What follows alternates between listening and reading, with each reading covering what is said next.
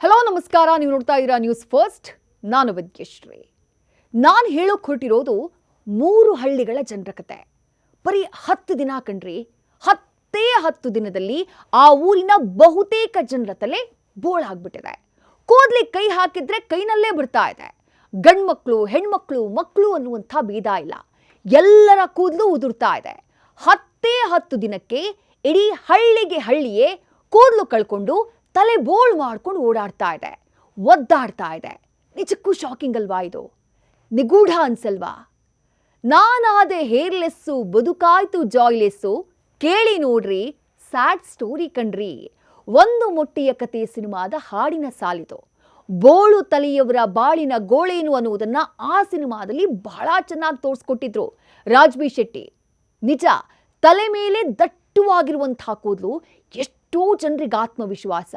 ಹೆಣ್ಮಕ್ಳಾಗ್ಲಿ ಗಂಡ್ಮಕ್ಳಾಗ್ಲಿ ಇದ್ರಲ್ಲಿ ಭೇದ ಇಲ್ಲ. ಕೂದಲು ಉದುರೋದನ್ನ ಯಾರು ಕೂಡ ಸಹಿಸಲ್ಲ. 4 ಕೂದಲು ಎಕ್ಸ್ಟ್ರಾ ಬಾಚಣಿಗೆನಲ್ಲಿ ಬಂತು ಅಂತಂದ್ರೆ ಜೀವಾನೇ ಬಾಯಿಗೆ ಬಂದ್ಬಿಡುತ್ತೆ. ಮದುವೆ ವಯಸ್ಸಿಗೆ ಬಂದಿರೋ ಹುಡುಗರಂತೂ ಈ ಚಿಂತೆಯಲ್ಲಿ ಇನ್ನೂ 4 ಕೂದಲು ಜಾಸ್ತಿ ಬೆಳೆಸ್ಕೊಂಡ್ಬಿಡ್ತಾರೆ. ತಲೆ ಬೋಳಾಗೋದು ಅಂದ್ರೆ ಸೌಂದರ್ಯನೇ ಕಳ್ಕೊಂಡ್ಬಿಟ್ವಿ ಅನ್ನುವಂಥ ಭಾವನೆ ಎಲ್ಲರದ್ದು. ಆದರೆ ಮಹಾರಾಷ್ಟ್ರದ ಈ 3 ಹಳ್ಳಿಗಳ ಜನರ ಪಾಡು ದೇವರಿಗೇ ಪ್ರೀತಿ ಅನ್ನೋ ರೀತಿ ಆಗ್ಬಿಟ್ಟಿದೆ. ಕಳೆದ 10 ದಿನಗಳಲ್ಲಿ ಏನಾಗ್ತಾ ಇದೆ ಅಂತ ಅವ್ರಿಗೆ ಅರ್ಥ ಆಗ್ತಾ ಇಲ್ಲ. ಈ ರೀತಿ ವಿಚಿತ್ರವಾಗಿ ನಿಗೂಢವಾಗಿ ಜನ ಕೂದಲು ಕಳ್ಕೊತಾ ಇರೋದು ಮಹಾರಾಷ್ಟ್ರದ ಬುಲ್ದಾನಾ ಜಿಲ್ಲೆಯ 3 ಹಳ್ಳಿಗಳಲ್ಲಿ. ಬೋರ್ಗಾಂವ್, ಕಲ್ವಾಡ್ ಹಾಗೆ ಹಿನ್ನಾ ಅನ್ನುವಂಥ ಹಳ್ಳಿಯ ಜನ ಕೂದಲು ಉದುರುವಂತಹ ಸಮಸ್ಯೆಯಿಂದ ಕಂಗಾಲಾಗ್ಬಿಟ್ಟಿದ್ದಾರೆ.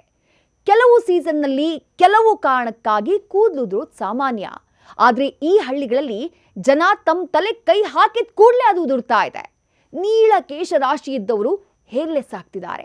ಶಾಲೆಗೆ ಹೋಗೋ ಮಕ್ಕಳು, ಕಾಲೇಜಿಗೆ ಹೋಗೋ ಹುಡುಗರ ತಲೆ ಮೈದಾನ ಆಗ್ಬಿಡುತ್ತೇನೋ ಅನ್ನುವಂಥ ಆತಂಕ ಕಾಡ್ತಾ ಇದೆ. ಇಷ್ಟಾಗ್ತಾ ಇದ್ದಂತೆ ಗ್ರಾಮದ ಮುಖ್ಯಸ್ಥರಿಗೆ ಯಾವುದೋ ನಿಗೂಢ ಕಾಯಿಲೆ ಗ್ರಾಮವನ್ನ ಆವರಿಸಿದೆ ಅನ್ನುವಂಥ ಅನುಮಾನ ಮೂಡ್ತು.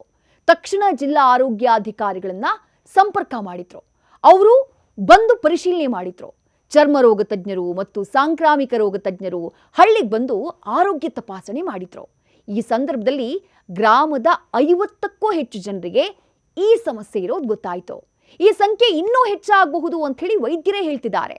ವೈದ್ಯರ ಪ್ರಾಥಮಿಕ ವರದಿಯ ಪ್ರಕಾರ ಅವರು ತಪಾಸಣೆ ಮಾಡಿರುವಂತಹ 99% ಮಂದಿಯ ತಲೆಯಲ್ಲಿ ಶಿಲೀಂಧ್ರ ಸೋಂಕು ಅಥವಾ ಫಂಗಲ್ ಇನ್ಫೆಕ್ಷನ್ ಕಾಣಿಸಿಕೊಂಡಿದೆಯಂತೆ. ಅತಿಯಾದಂಥ ಲವಣಾಂಶಯುಕ್ತ ನೀರಿನ ಬಳಕೆಯಿಂದ ಇದು ಬಂದಿರೋ ಸಾಧ್ಯತೆ ಇದೆ ಅನ್ನೋದು ವೈದ್ಯರ ಮಾತು. ಸದ್ಯ 3 ಗ್ರಾಮಗಳ ನೀರಿನ ಸ್ಯಾಂಪಲ್ಗಳನ್ನು ಅಧಿಕಾರಿಗಳು ಸಂಗ್ರಹ ಮಾಡಿ ಪರೀಕ್ಷೆ ಕಳುಹಿಸಿಕೊಟ್ಟಿದ್ದಾರೆ. ಅಂದಹಾಗೆ ಈ ಕೂದಲು ಉದುರುವ ಸಮಸ್ಯೆಯಿಂದ ಬಳಲ್ತಾ ಇರುವಂಥ 3 ಹಳ್ಳಿಗಳು ಪೂರ್ಣಾ ನದಿಯ ಜಲಾನಯನ ಪ್ರದೇಶದಲ್ಲಿ ಬರುತ್ತವೆ. ಈ ಪ್ರದೇಶದ ಮಣ್ಣು ರಾಸಾಯನಿಕ ಮಿಶ್ರಿತ ಮಣ್ಣು. ನೀರಿನ ಗುಣಮಟ್ಟ ಕೂಡ ಇಲ್ಲಿ ಚೆನ್ನಾಗಿಲ್ಲ.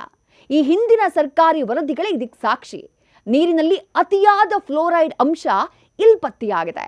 ಈ ಲವಣಾಂಶಯುಕ್ತ ನೀರಿನ ಬಳಕೆಯಿಂದಾನೇ ಈ ರೀತಿ ಏಕಾಏಕಿ ತಲೆ ಕೂದಲು ಉದುರುವಂತಹ ಸಮಸ್ಯೆ ಶುರು ಆಗಿರಬಹುದು ಅನ್ನೋದು ಅಧಿಕಾರಿಗಳ ಅಂದಾಜು. ಸದ್ಯ ಸ್ಕಿನ್ ಕೇರ್ ಸ್ಪೆಷಲಿಸ್ಟ್ಗಳು ಈ ಬಗ್ಗೆ ಅಧ್ಯಯನ ಮಾಡ್ತಿದ್ದಾರೆ. ಕೂದಲು ಉದುರೋದಕ್ಕೆ ನಿರ್ದಿಷ್ಟ ಕಾರಣ ಗೊತ್ತಾಗಬೇಕು ಅಂದ್ರೆ ರಿಪೋರ್ಟ್ ಬರೋವರೆಗೂ ಕಾಯಬೇಕು. ಹೇಗಾದ್ರೂ ಮಾಡಿ ಇರೋವರೋ ಕೂದಲಾದ್ರೂ ಉಳಿಸ್ರಪ್ಪ, ನಾವು ಬೋಳು ತಲೆ ಆಗೋದಕ್ಕೆ ಬಿಡಬೇಡಿ ಅಂತ ಹೇಳಿ 3 ಹಳ್ಳಿಗಳ ಜನ ಸರ್ಕಾರಕ್ಕೆ, ಅಧಿಕಾರಿಗಳಿಗೆ ಮನವಿ ಮಾಡ್ತಿದ್ದಾರೆ. ಮತ್ತಷ್ಟು ಡಿಜಿಟಲ್ ಕಂಟೆಂಟ್ಗಾಗಿ ನೋಡ್ತಾ ಇರಿ ನ್ಯೂಸ್ ಫಸ್ಟ್. ನಿರ್ಭೀತಿಯಿಂದ ನಿಮ್ಮ ಪರವಾಗಿ.